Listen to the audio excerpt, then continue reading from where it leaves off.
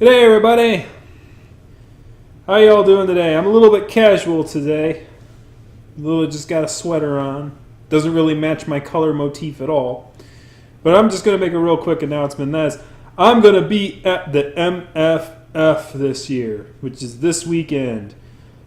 December dates. Days fail me. I have no idea. It's what?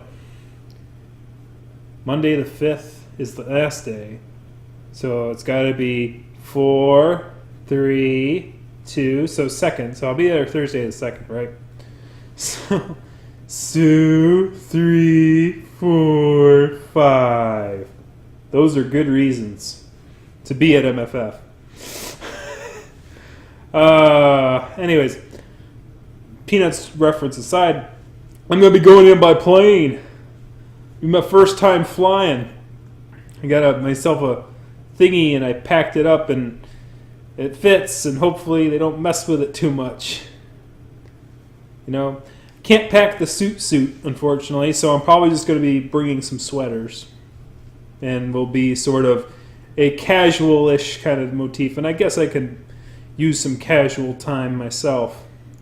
Don't really have anything planned this year, no panels, no nothing planned. Obviously things can change. I could be spontaneous and go do this random things like, oh, well, I'm still here if you want to contact me, and maybe I'll do something unplanned, which not very good at unplanned things, but I can try, I suppose. But you know, always need at least one convention to relax at, because it costs quite a bit of money to go there, especially by plane, especially with checked baggage. I'm like, oh my gosh, checked baggage. I was like, the reason I wanted to bring the suit this year. That's the whole reason. I wanted to bring the suit, and I usually take the train, but I never brought the suit whenever I was going by the train, because you got to take the subway, and already with like 2 bags, like one small bag and one big bag, it gets kind of cumbersome to carry that through downtown Chicago. You know, a lot of weird things happen in downtown Chicago. I'm not from big inner cities, so I always was a whatever thing to me. So I guess I should actually let me do that for you. I will provide you some advice. So one advice that was given to me by an old man on the train was, when I was telling him about my plight that I had the first year that I went, was I ran into this individual who was like, oh man, I need bus fare, you know those kinds. And me, being a generous, kind-hearted, sappy, rural soul, was like, okay, sure, I'll get out my wallet and I'll give you some money. The only dollar bill I had was a 10. Because I didn't break change too well. So I gave him the $10 bill. I said, here you go. I don't have time to break change. I got to get my train.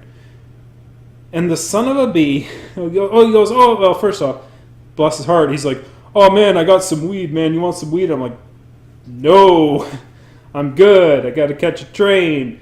It's like, dude, that's the last thing I need. It's like, get on the train, and they're like, one of the security officers would be like, yeah, could you open your bag for me, please? Yeah, no. It's like, you don't need that crap. No. So I was like, no. Immigrant, just keep the change. Go take your bus or whatever. Actually, I think he asked for me while I was handing him the bill. I was like, do you want any drugs or anything? Like, no. It's like, just take the money and go. At that time, I realized that it was probably a gang pusher. And unfortunately, that's what you're going to deal with in Chicago, because God, Lord help us, we definitely need to improve our economy. We definitely need to improve things so that people don't have to use illicit means to make money, for fuck's sake. Anyways, excuse the language. Just frustrating to me. It frustrates me all to hoo-ha. Anyway. But, yeah, it's like, okay. And then but then he's like, you know what I do? The old man goes, you know what I do? Whenever I go to the inner cities, I, like, bring change with me. I, like, take this big swath of change and just have, like, you take the change, you fill your pocket with like $10 in quarters. So whenever someone asks you for crap, and it works, it really annoys them too.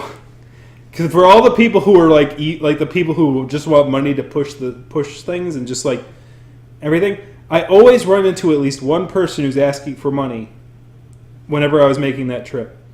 And and that year after that, you know, as soon as they start asking for things, like, okay, here's 25, 50, 75, and you could see this like look of impatience on their face, and it's like, you really don't need this, do you? See, I could tell because you're not wait. It's like, if you really needed money, you could wait for me to count out the 5, all right? So, I've seen a lot of different things. Like, there was one person on the subway who's like, yeah, you gotta sit here and give money to kids. It's like, you're not giving money to kids. It's unfortunate, too, because it's like the people who really need are the people who don't ask. And it's like, and the people who ask constantly, even though they don't need, are the ones that drain charitability from the soul of people. And it just annoys the heck out of me, because unfortunately it's like,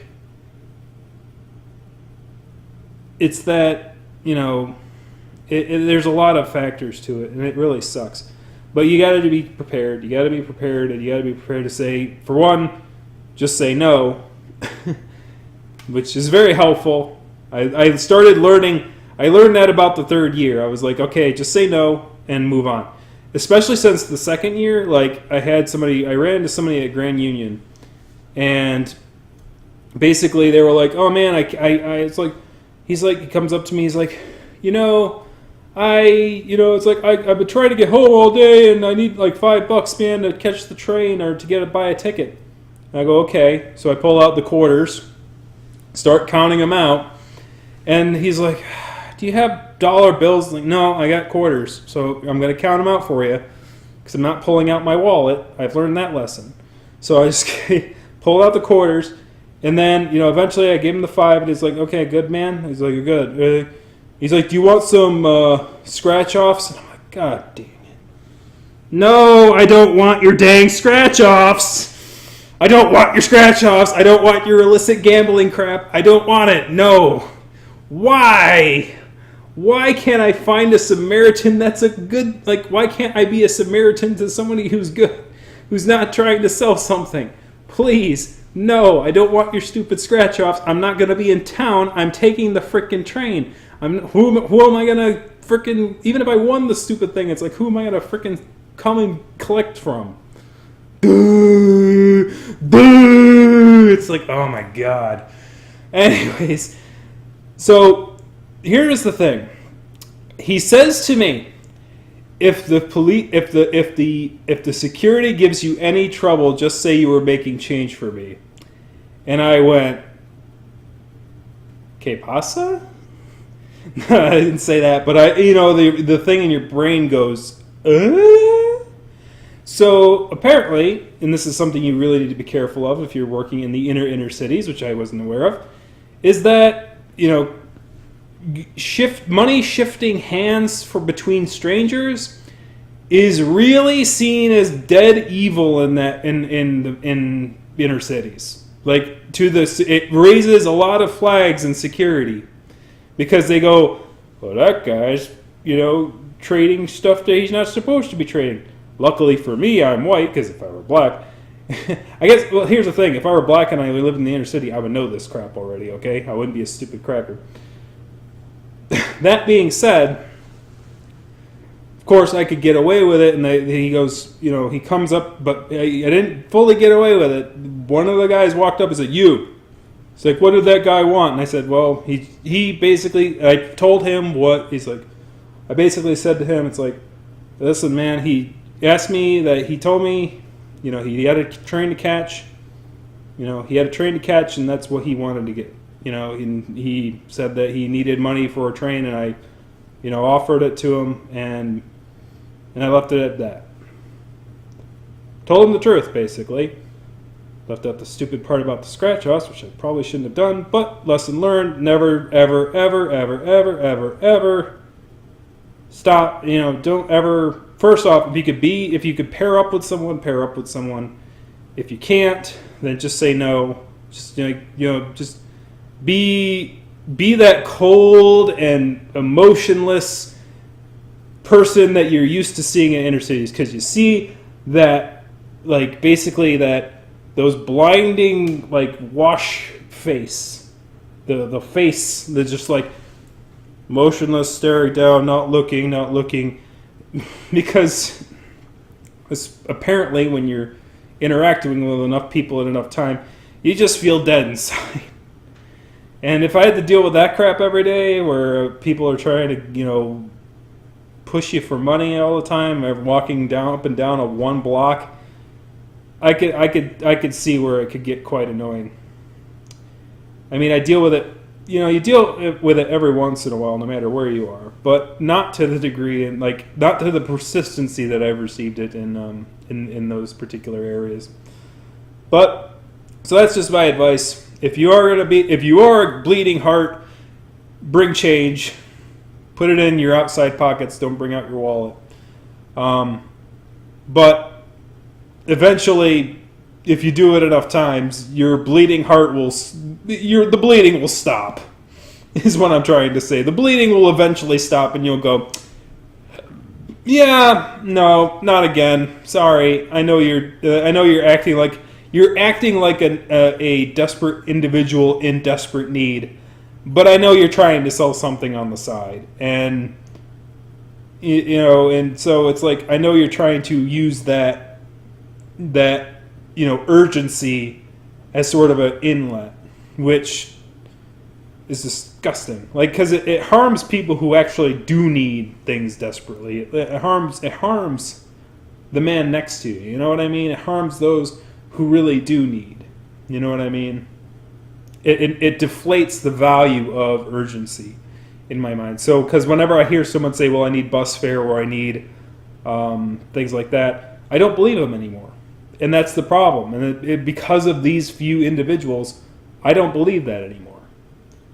And that's unfortunate, because maybe someone out there would need that because of that, and they're actually being legitimately serious. It's like they didn't afford bus fare. And then, so I guess that is what it is. But that's just to warn you. That's how it happens out there sometimes. So just be aware. But other than that rambling aside, I'll be at MFF this year. Won't be in the downtown area, taking the flying thing and circumventing that so I could bring my suit, and to kind of avoid the hassle of, the time span it takes to get from there to there. It takes about a time. The train's nice. I did like taking the train, giving me time to do some reading, and stuff like that. And it is kind of a more, to me, it's a more carbon efficient way to travel, in my mind, than getting on a flying tube. But this boomer's going to be a flyer. I don't know if I mentioned that already. That's a gender fluid joke. You don't get it. You're not a zoologist. All right. But anyways, I'm going to get the hop out here.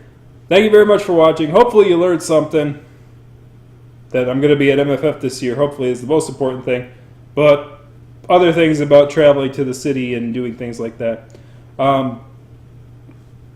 So thank you very much for watching. Getting the hop out here. Thanks. Click the likes, kick that subscribe, kick those comment sections all up in there. Talk to me, people.